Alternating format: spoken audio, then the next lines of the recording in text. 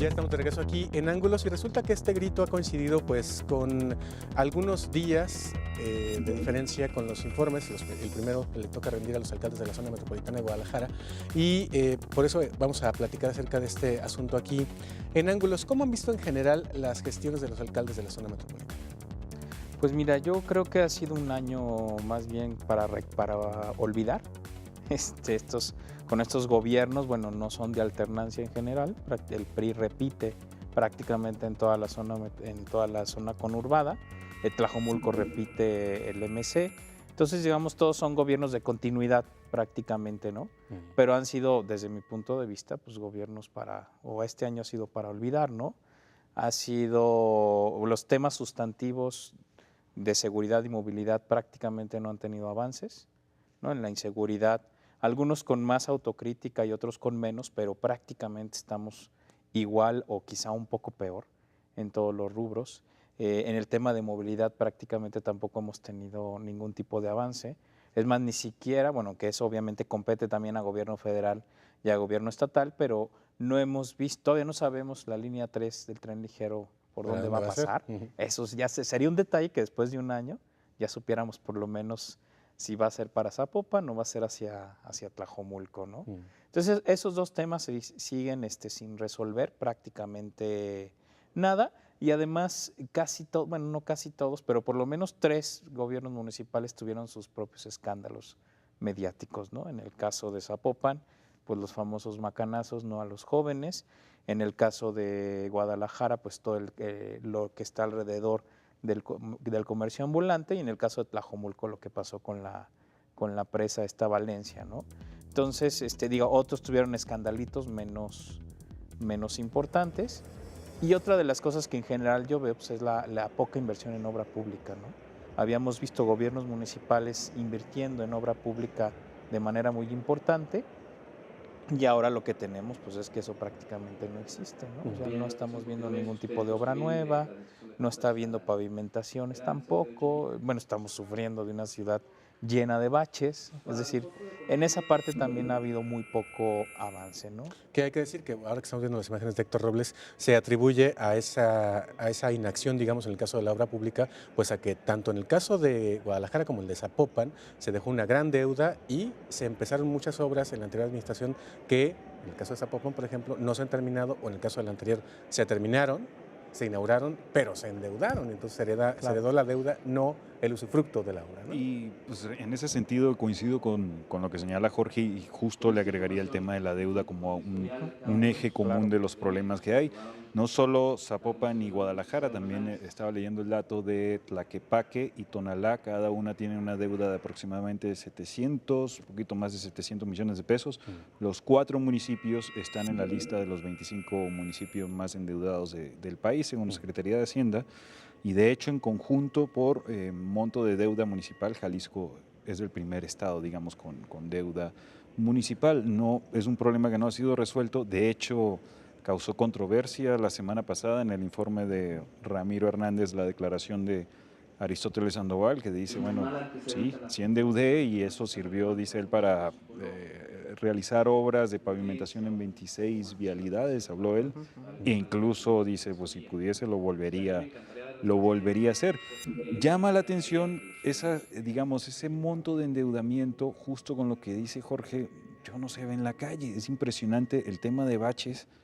Incluso los Panamericanos fueron, ¿qué? El año pasado, fueron hace menos de un año, y vialidades que fueron tratadas en el marco de los Panamericanos, como por ejemplo la avenida Vallarta, López Mateos, parecen la superficie de la luna con la cantidad de baches que hay, ¿no? O sea, no se entiende. El dinero sí, hubo las obras con concreto hidráulico, pero más allá de esas obras, lo demás no se aprecia, digamos, ¿no?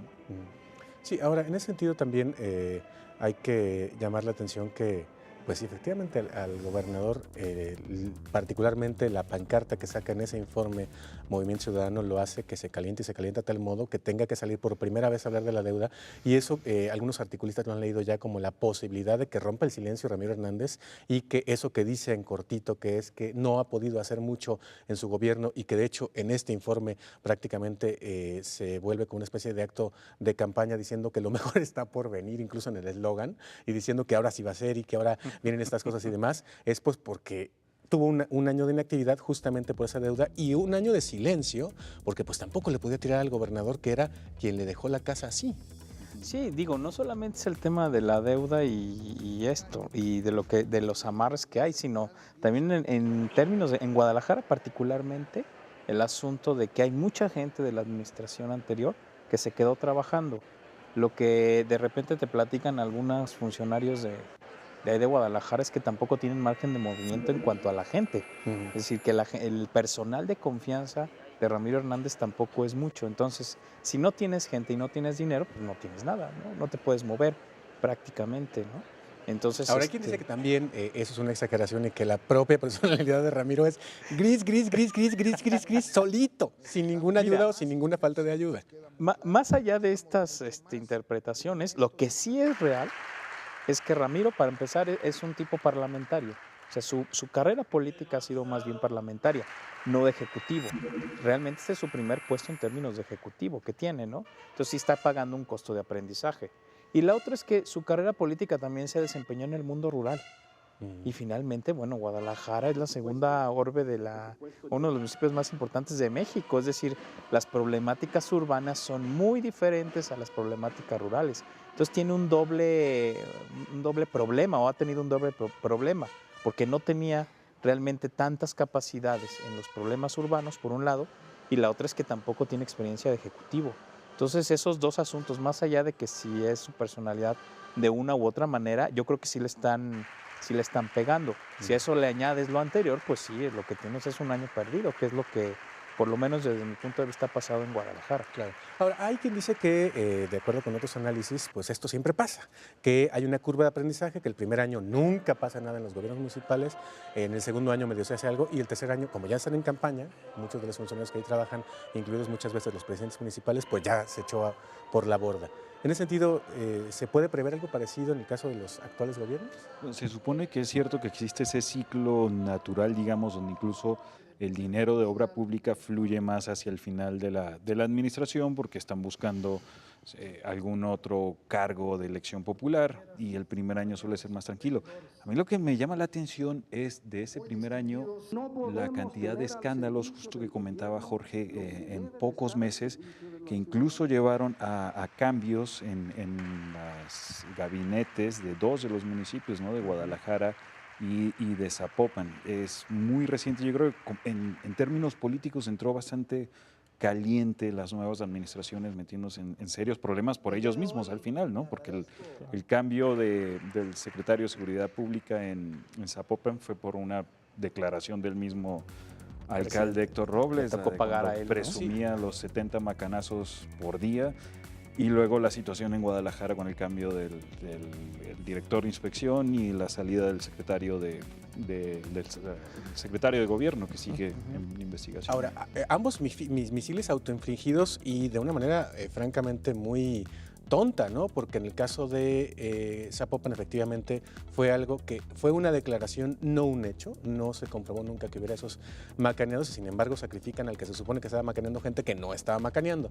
Y por otra parte, en el caso de Guadalajara, duele y duele muchísimo a Ramiro Hernández que salga su secretario general, porque Tomás Vázquez Vigil, ese sí, es uno de los pocos que tenía que ser su gente, su cuate, su amigocho, y lo tuvo que sacrificar por este escándalo de los ambulantes. Vamos a una pausa, después de la pausa seguimos platicando acerca de este tema del primer año de los alcaldes de la zona metropolitana de Guadalajara a propósito de los informes que están rindiendo por estos días. Ya hablamos.